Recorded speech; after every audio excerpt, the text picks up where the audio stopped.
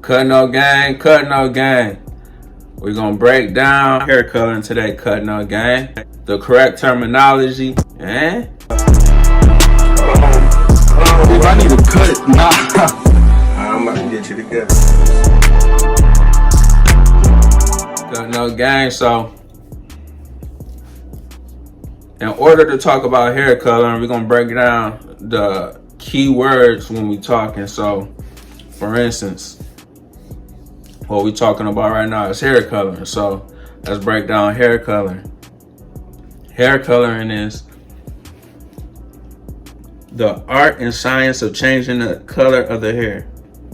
Now, cutting them gang, let's talk about hair lightening. Hair lightening is partial or total removal or natural pigment of artificial color from the hair.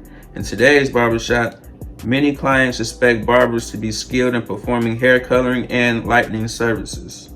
Recently, there has been an increased demand for beards and mustache coloring. As a barber, you need to be able to perform these services with knowledge and skill. The client's hair structure and condition will affect the quality and success of the hair color service. 6 characteristics of the hair that are important consideration determining hair coloring options and product selection are elasticity, texture, density, porosity, natural hair color, and contributing pigments. So, cutting no gang, we're gonna start with elasticity first. Elasticity is an important factor to consider because it is indication of the strength of the cortex, including cross bonds and melanin molecules.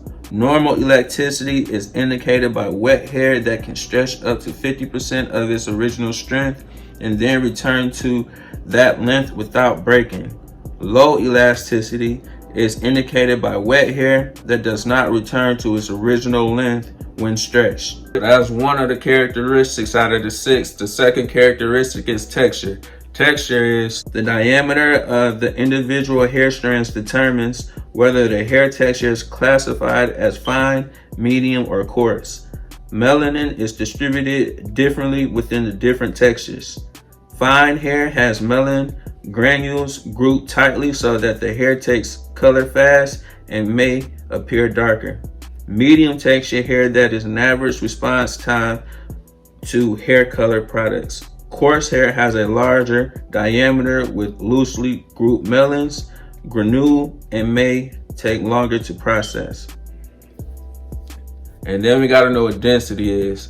Density is the numbers per hair square inch on the scalp. It ranges from thin to thick and determines the subsection size to use and assure proper coverage of the hair of lightener. For example, you may need a part off subsection as thin as 1/8 of an inch on a client with very thick hair. And then we got to know about porosity. Porosity is ability to absorb moisture. The porosity level of the hair determines its ability to absorb hair color products. Porous hair absorbs hair color products faster and with more intensity and may appear darker than less porous hair. Degrees of porosity are high porosity. Hair may not only absorb the color product quickly, but also tend to fade quickly due to its inability to hold color pigments. The hair may feel rough, dry, or may break during a porosity test.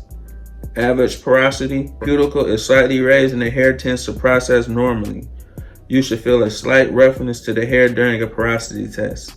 Low porosity. The cuticle is tight, making the hair more resistant to chemical penetration and may require a longer time to penetrate the hair shaft or a higher volume of developed for its strength. The hair will feel smooth and or hard during the porosity test. And then we got to know about natural hair color. Natural hair color ranges from black to dark brown to red and from dark blonde to lightest blonde. These natural color ranges produced by 2 types of melanin. Melanin provides natural black and brown pigment colors to hair. Phenolmelanin provides yellow, blonde, or red pigment colors to hair. The 3 factors that determine What natural hair colors look like are the thickness of hair, total numbers and size of pigment granules, total number of ratio of eumelanin to phenomelanin within the cortex layer. Gray hair is a result of the reduction and production of melanin pigments.